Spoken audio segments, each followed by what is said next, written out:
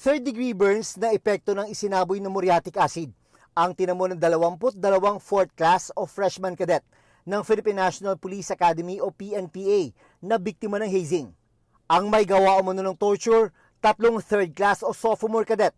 Inaresto at sinampahan na sila ng reklamong paglabag sa anti-hazing law. Just to show you how gruesome it was, may isa doon umabot hanggang kanyang anus at bumaba hanggang sa kanyang scrotum ang damage.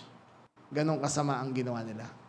Pero meron pang 4 na third class o sophomore cadet ang iniimbestigahan at malapit ang masampahan ng reklamo dahil umano sa pagiging co-conspirators. Di umano, ang nag-utos na nasabi mga third class ay mga second class cadets. Tingin ko may psychological problems yung tatlo eh. Walang arigluhan dito sa tatlong nahuli na to.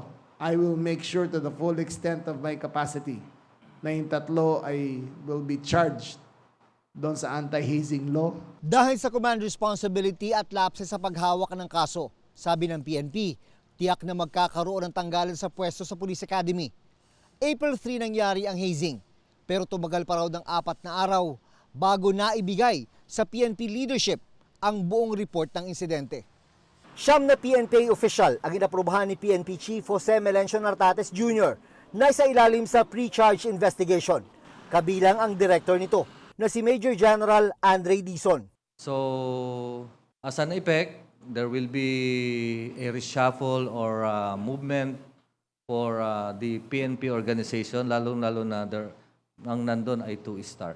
Patuloy daw na sumasailalim sa medical at psychological treatment ang mga kadeteng biktima ng hazing. In this form of torture, this is the worst I've ever seen. How can you enforce the law if you break the law? Ang NAPOLCOM, ipinag-utos na ang malawak at institusyonal na pagbabago sa PNPA.